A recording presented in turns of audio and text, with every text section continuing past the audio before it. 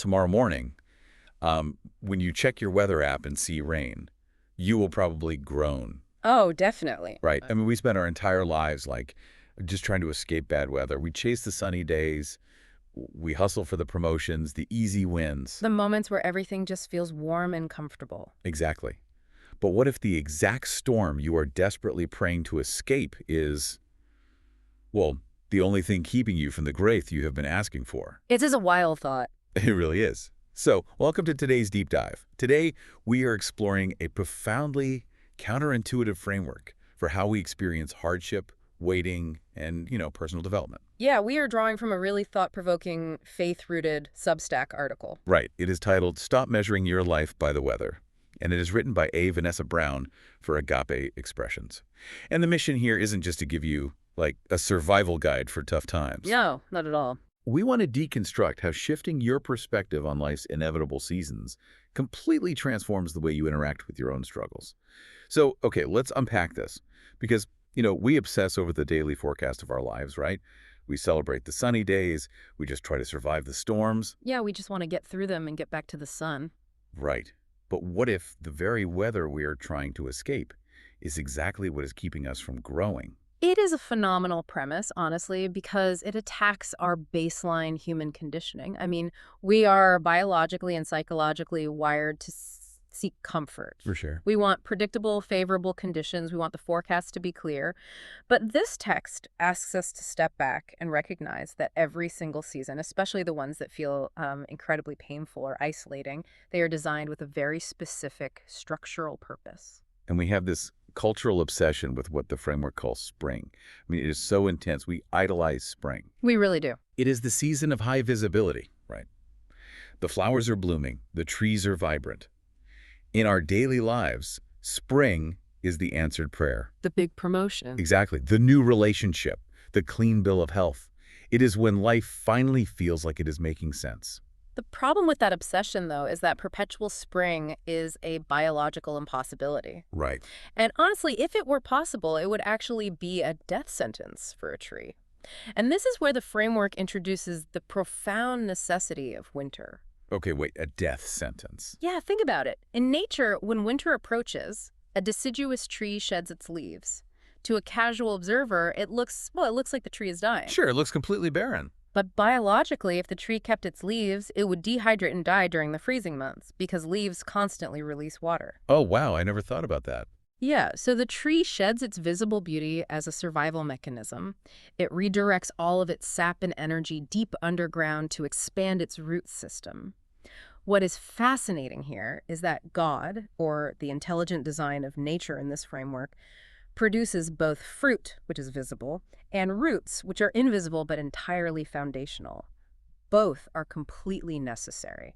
It is like trying to build a skyscraper, You don't start by building upward into the sky where everyone can see it. You dig a massive, ugly hole in the ground for months. Right, to pour a foundation of steel and concrete. Yeah, because if you just slapped a beautiful glass tower on surface-level dirt, I mean, the first major windstorm would completely level it. Exactly. The strongest trees aren't built during the blooming seasons. They are strengthened in winter when the roots grow beneath the surface. But, I have to push back a little on behalf of anyone listening who is in the thick of it right now. Go for it. It is really easy to appreciate winter in nature. But when we are the ones in a personal winter season, it just feels dead.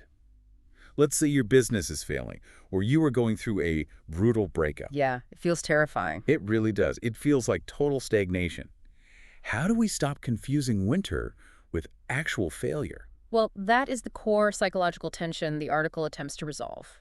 The distress you are feeling in that moment doesn't necessarily come from the winter itself. Really? Where does it come from then? It comes from your expectation that a winter branch should be growing apples. Oh, wow. Yeah. The framework argues that our greatest frustrations stem directly from misaligned expectations.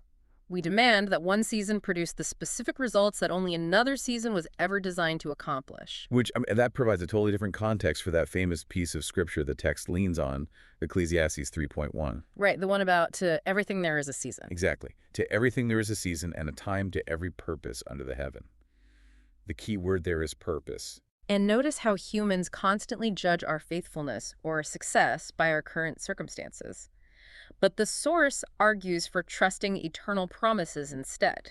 Because we are comparing our winter to someone else's harvest. Exactly. You scroll through social media, you are in the middle of your dark, messy winter, and everyone else is posting pictures of their brilliant spring blooms. It is so dangerous. It really is. And the specific assignments laid out in the text, they're striking because they function as pairs. Yeah, the dichotomies. Right. The author notes that there are seasons for learning before leading, healing before helping, preparation before promotion. Obscurity before influence. Yeah. Pruning before fruitfulness and rest before responsibility. When you look at those pairings, you see a deliberate sequence. You cannot bypass the learning and jump straight to the leading. If you do, you cause catastrophic damage. There is a powerful quote from the text that sums this up perfectly. Not every season is enjoyable, but every season has purpose. That is so good. Not every season is enjoyable, but every season has purpose. Right. And expanding on that assignment of obscurity before influence, the conversation moves into the text's analysis of why a quiet life doesn't mean an absent God. Right, because the deep work happens in hidden places. Seeds have to germinate underground in total darkness. Yeah, or a baby developing in the womb. Exactly. Totally insulated and out of sight because exposure to the outside elements too early would be fatal. That hiddenness isn't a punishment. Right, it is a prerequisite for life. And the historical timelines the author pulls from the biblical narrative to illustrate this, they completely defy our modern obsession with the overnight success story. Oh, absolutely. They really do. Take Moses, for example. Yeah. He spent 40 years wandering in the desert of Midian before his actual assignment of leading the Israelites even began. 40 years. Which is just a massive amount of time. Right. And here is where it gets really interesting. Modern culture tells us faster is better, but the text explicitly states the hidden season was never punishment. It was preparation. Let's unpack the mechanism of that preparation, because it illustrates the point perfectly. Moses was raised as Egyptian royalty. Right. He had all the wealth and privilege. Exactly, and a very specific worldview. So to lead a group of newly freed, traumatized people through a brutal wilderness, Moses first had to be systematically stripped of his royal entitlement. He had to actually learn the desert. Yes. He spent decades learning how to shepherd a flock of stubborn sheep before he possessed the patience and humility required to shepherd a nation. God's greatest work often happens where nobody applauds. That completely changes the paradigm. If Yeah. you view those 40 years as a punishment, it's just a tragic story of a guy stuck in the middle of nowhere. Yeah, exactly. But if you view it as a hyper-focused curriculum, the obscurity becomes an active, vital assignment. It reminds me of tech companies that operate in stealth mode. Oh, that is a great comparison. Right. They aren't doing press tours or flashy marketing. They are just quietly building their infrastructure because they know if they launch before the servers are robust, the whole system will crash. That maps perfectly onto the human experience. Stepping into a position of massive influence without the deep roots built in obscurity, it will destroy you. Right. But the text doesn't stop at obscurity.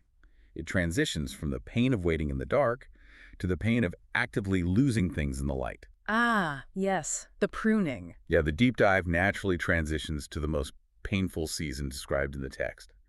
Pruning is fascinating because if winter is about things naturally falling away, pruning is a deliberate, violent cutting. It is. The author quotes Jesus from John chapter 15, verse 2, talking about a vine and its branches. Right, where he says, "Every branch that beareth fruit, he purgeth it, that it may bring forth more fruit." The paradox embedded in that statement is just mind-bending. The branch is not being pruned because it is diseased or rotting or failing. It is pruned because it is fruitful. Exactly. Let's explore the biology of that for a second. If an apple tree has a branch that produces 50 apples, the tree's finite water and nutrients are spread so thin that none of those apples grow to their full potential. Right, you get 50 small, tart, weak apples that are super vulnerable to disease. Yeah. So a master gardener comes in and aggressively cuts away 40 of those blossoms. Which, to the branch, feels like an attack. Oh, for sure. But by removing the excess, the gardener forces all of the tree's vital energy to reroute into the remaining 10 apples. And then they grow massive, sweet, and robust. But again, I have to play devil's advocate for the listener here. If I'm being fruitful and doing good work, having things stripped away feels like rejection. Of course it does. I mean, the text lists what is being pruned, right? Removing distractions, unhealthy relationships, unhealthy dependence on our own strength. If an incredible opportunity is ripped out of my hands, how do we reframe that? Well, God removes good things so we can become more effective in what we are truly called to do. The pruning shears are targeting specific things. Like the distractions and unhealthy dependencies. Yes, it feels like betrayal because you are losing something you valued. But the underlying argument is that the removal of a good thing is the painful cost of making room for the great thing. Pruning hurts, but it has purpose. It is a brutal focusing mechanism, which leads directly into the discussion on how the listener should act while in these agonizing seasons. How do we wait without losing ourselves? Well, the author makes a razor-sharp distinction here. Waiting is never passive. Right. It is not sitting in a dentist's waiting room, just killing time. The author references Isaiah 40.31 and defines waiting as active trust. Active trust. So choosing obedience before understanding, Exactly. that hits hard. You keep showing up, you keep doing the foundational work, even when you have no logical understanding of why you are still stuck in this winter. Because the waiting itself is a tool. It stretches your capacity for faith and develops psychological endurance. And this is where the most dangerous psychological trap of the entire process comes up. The author warns against mistaking a temporary condition for a permanent identity. This is huge.